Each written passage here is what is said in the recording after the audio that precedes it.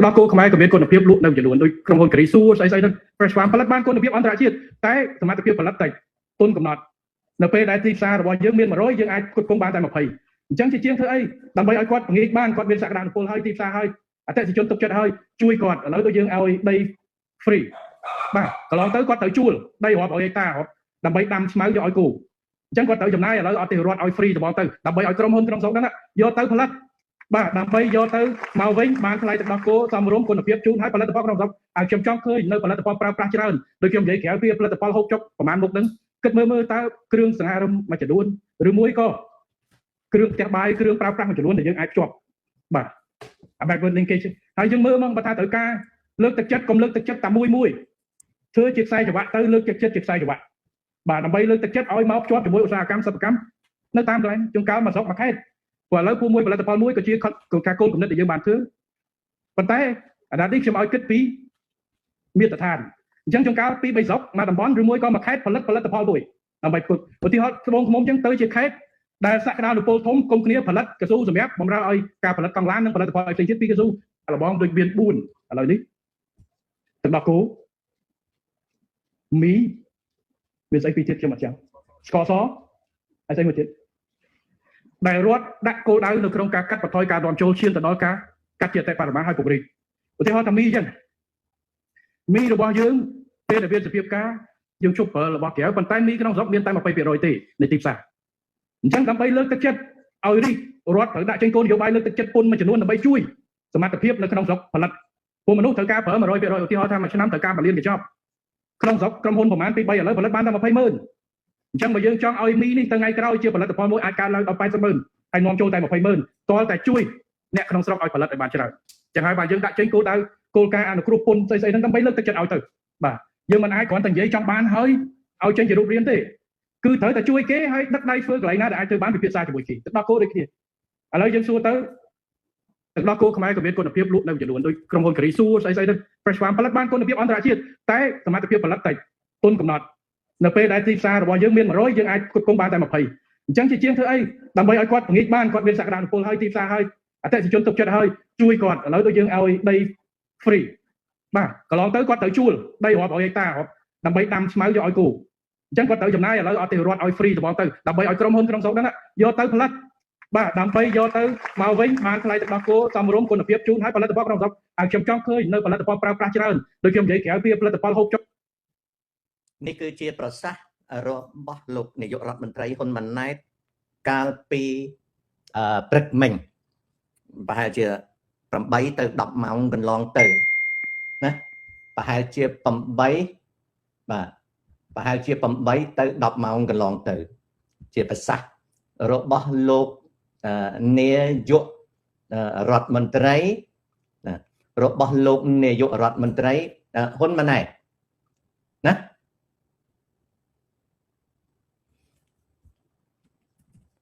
តកតងនឹង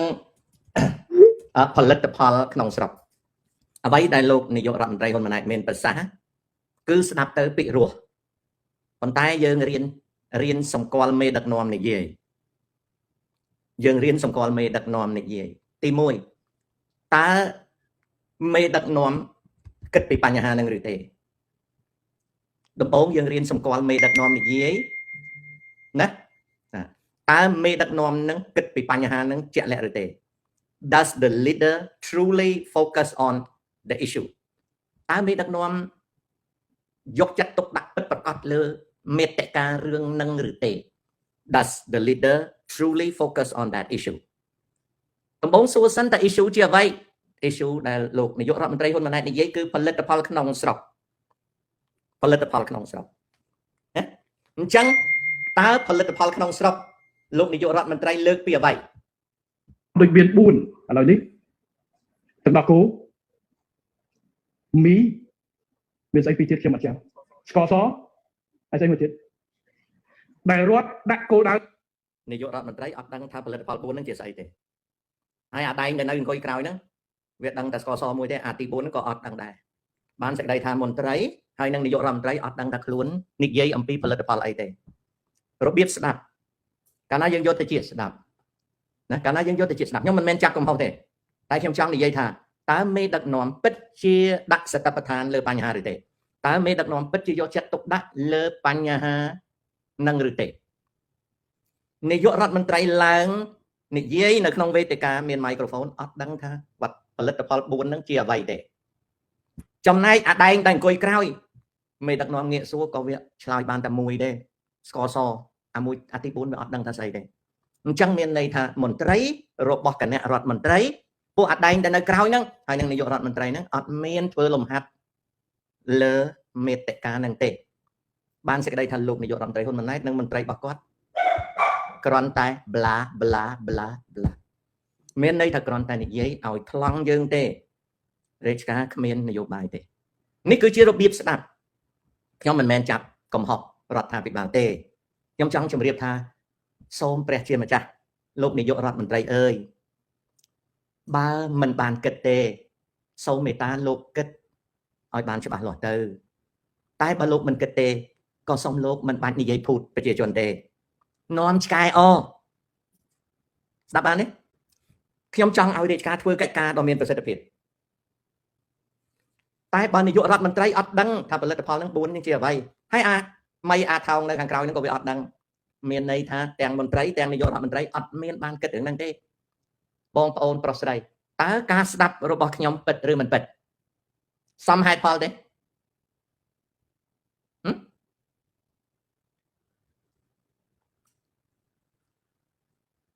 ើការស្ដាប់របស់ខ្ញុំសមហេតុផលទេមេដឹកនាំឡើងនិយាយត្រូវមាន note មានន័យថាមេដឹកនាំនឹងមានកដាស់4ជ្រុងដែលជា talking point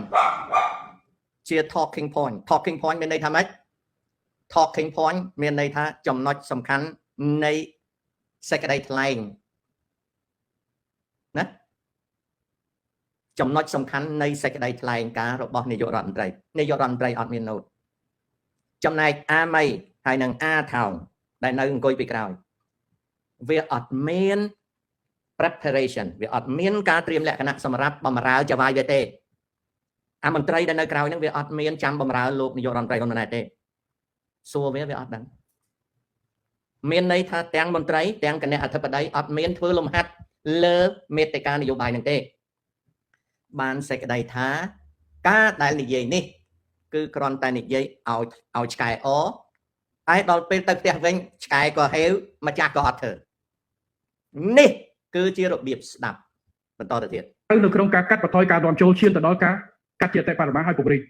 ឧទាហរណ៍ថាមីអញ្ចឹងនិយាយខុសទៀតមិនមែនចាប់កំហុសទេកាត់បន្ថយការនាំចូលហើយឈានទៅដល់ការបង្គ្រប់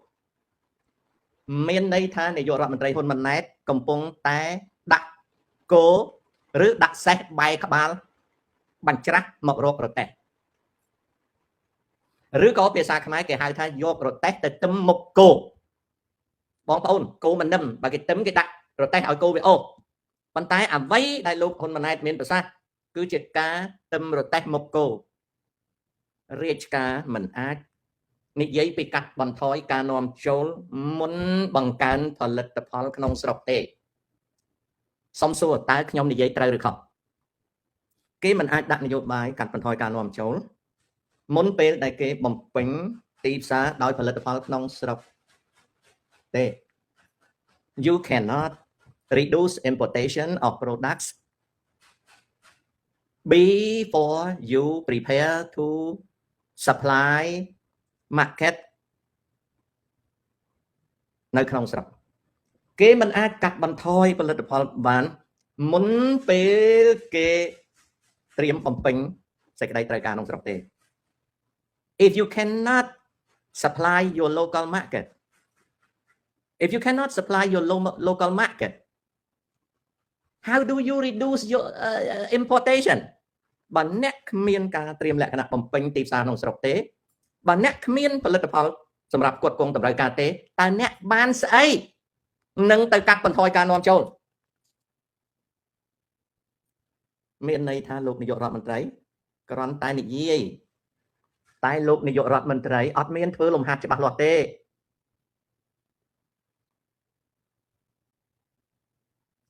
លោកនាយករដ្ឋមន្ត្រីអត់ធ្វើលំហាត់ច្បាស់លាស់ទេហើយមកពីលោកនាយករដ្ឋមន្ត្រីមិនធ្វើលំហាត់ច្បាស់លាស់នឹងហើយ នៅពេលដែលលោកនាយករដ្ឋមន្ត្រីមិនធ្វើលំហាត់ច្បាស់លាស់នឹងហើយបានសេចក្តីថាលោកនាយករដ្ឋមន្ត្រីគ្មានវិធានការទេ The Prime Minister does not do his homework, meaning that the Prime Minister speaking behind microphone with no plan, with no policy objective.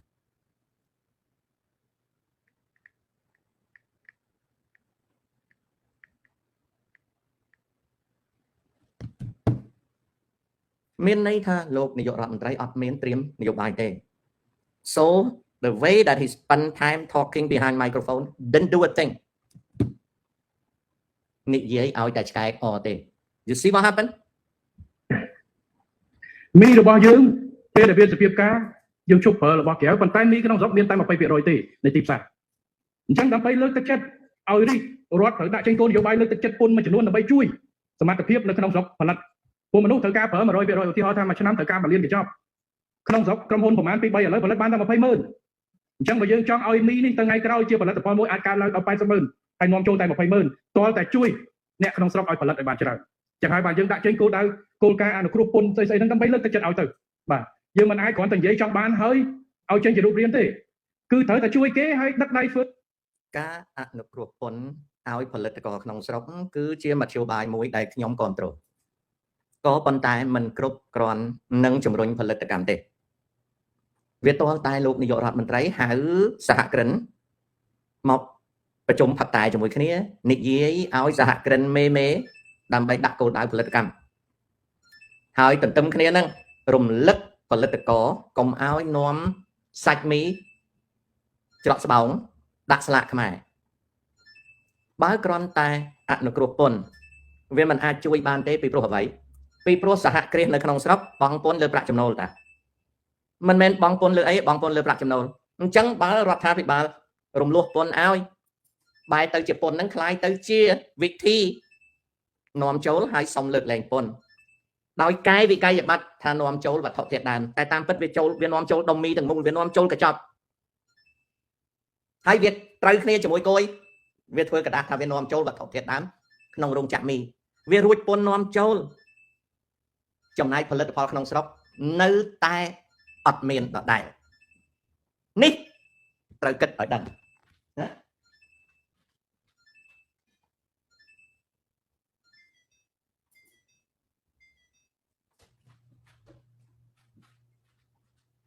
អានឹងត្រូវគិតឲ្យដឹងបងប្អូនឃើញទេ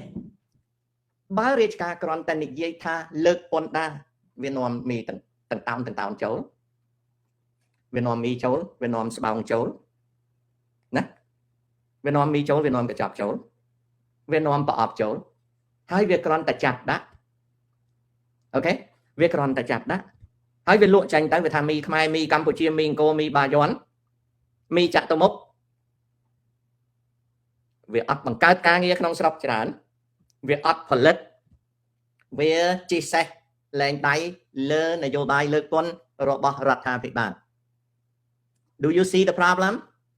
តើអ្នកមើលឃើញបញ្ហាទេតើបើឈ្មួញវាធ្វើអញ្ចឹង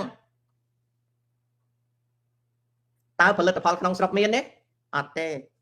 យើងឈប់ស៊ីរបស់ថៃយើងទៅស៊ីរបស់យួនយើងទៅស៊ីរបស់ចិនខ្មែរអត់មានផលិតផលខ្លួន